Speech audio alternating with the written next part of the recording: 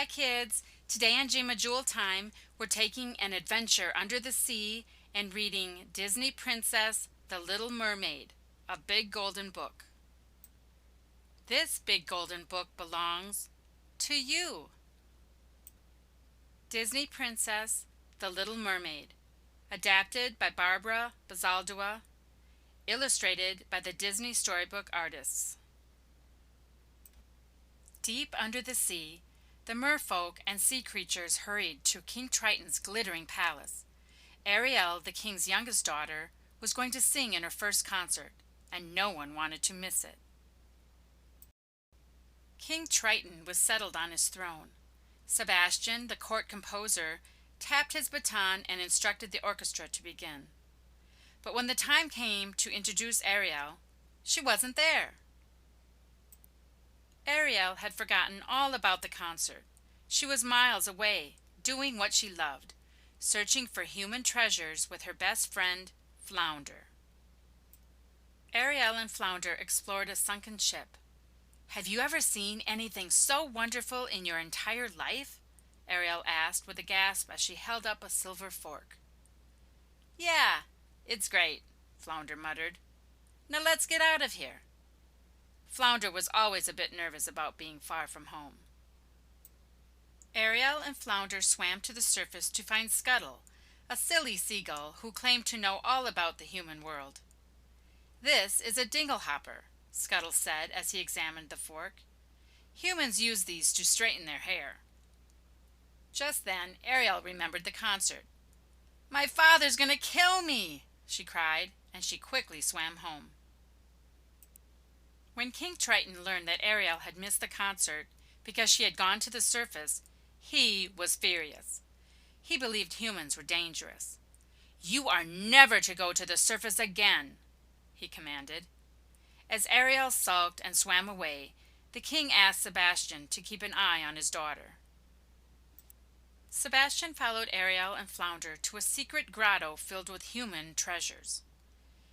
"I don't see how a world that makes such wonderful things could be bad," Ariel said to Flounder. Then the little crab overheard Ariel say how much she wanted to be part of the human world. Sebastian was horrified. He tried to talk some sense into Ariel, but it was no use. Ariel swam back to the surface as a ship sailed past. Peeking over the side of the ship, she spotted Prince Eric. The Little Mermaid couldn't take her eyes off the smiling young man. "He's very handsome, isn't he?" she said to Scuttle. Suddenly, a fierce storm struck. A lightning bolt set the ship on fire, and a huge wave swept Eric into the sea. Ariel managed to pull the unconscious prince to shore. She sang to comfort him until the sounds of approaching humans made her dive back under the water. Eric only caught a glimpse of Ariel's face, but he knew he would remember her beautiful voice forever. The next day, Ariel swam around in a daze. She was in love. King Triton followed Sebastian to his daughter's grotto. He watched in a rage as Ariel sang to the statue of Eric that had fallen from the ship. "Contact between the human world and the mer world is strictly forbidden," he thundered. When Ariel confessed her love for Eric, Triton used his trident to destroy all her treasures. Heartbroken, Ariel went to see Ursula the Sea Witch. Ursula promised to make the Little Mermaid human in exchange for her voice. But there was a catch. Eric had to kiss Ariel before sunset on the third day. "If not, you'll turn back into a mermaid and belong to me," Ursula cackled. Ariel was frightened, but determined. She agreed to sign Ursula's contract. Ursula ordered Ariel to sing. The Little Mermaid's beautiful voice was captured in a seashell. Then her tail disappeared. In its place, she had legs.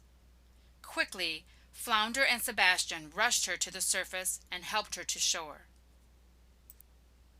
Ariel was delighted with her new legs, but Sebastian was worried. Should he tell King Triton? The soft-hearted crab knew Ariel would be miserable without Eric. so he promised to help her win the prince's heart. Flounder and Scuttle said they would help too. "If you want to be human, you have to dress like one," Scuttle explained. He and Sebastian wrapped Ariel in a ragged old sail. Just then, Eric's dog Max bounded across the beach. The prince followed close behind. "You look familiar," Eric told Ariel. But when he realized she couldn't speak, he knew that she wasn't the girl with the beautiful voice who had rescued him and sung to him. Eric took Ariel to his palace, where his friendly servants cared for her. They cleaned her up and gave her a lovely gown to wear. Ariel looked beautiful when she entered the great hall to join Eric and Sir Grimsby for dinner. The prince was speechless. During dinner, Eric and Grimsby were amazed to see Ariel comb her hair with a fork. They didn't even notice Sebastian peeking out from her platter. Eric thought Ariel was charming and invited her to spend the next day with him. The following day, Ariel had a wonderful time exploring Eric's kingdom, but there was no kiss. As day turned to night, Eric took Ariel rowing in a lagoon. While they floated, Sebastian, with the help of other animal friends, orchestrated a love song. Prince Eric gazed at Ariel. He leaned closer, closer, his lips almost touching hers, and splash! Ursula's nasty eels, Flotsam and Jetsam, tipped the boat over. Eric and Ariel fell into the water before they could kiss, and there was only one day left. Down in her cavern, Ursula was watching everything in her magic bubble. "That was too close," she said. "It's time I took matters into my own hands." With a nasty laugh, the sea witch transformed herself into a beautiful young woman named Vanessa. Around her neck she wore the seashell that held Ariel's voice. "Triton's daughter will be mine!" she shrieked. Meanwhile, Eric was on the palace balcony, wondering if he would ever find the mysterious girl with the beautiful voice. Suddenly, he saw Vanessa and heard her sing with Ariel's voice. The prince instantly fell under her spell. The next morning, Scuttle woke Ariel and congratulated her. He had overheard that Eric was getting married that very day. Ariel was ecstatic until she learned the truth. Eric was marrying Vanessa. "The wedding ship departs at sunset," Eric told Grimsby in a dull, lifeless voice. Ariel cried. Not only had she lost her true love, she would become Ursula's slave. Once aboard the wedding ship, Ursula laughed wickedly. She thought her plan was working perfectly. She didn't notice Scuttle peeking through the porthole. He saw her true reflection in the mirror and rushed to tell Ariel. "The prince is marrying the sea witch in disguise," he cried. They had to stop the wedding. Ariel clung to a barrel and Flounder towed her toward the ship. Sebastian raced to find King Triton. Scuttle asked for help from as many friends as he could find. The sun was going down on the third day. They had to move fast. The wedding had already begun. But before Vanessa could say her vows, Scuttle and his friends came to the rescue. Birds yanked Vanessa's hair. Dolphins sprayed her with water. Scuttle pulled the shell necklace from her neck. As the seashell shattered, Ariel's voice flowed back to her. The Little Mermaid could speak. "Eric?" she said at last. Finally, Eric was released from the spell. "You're the one!" he exclaimed to Ariel. But it was too late. The sun sank beneath the horizon before they could kiss.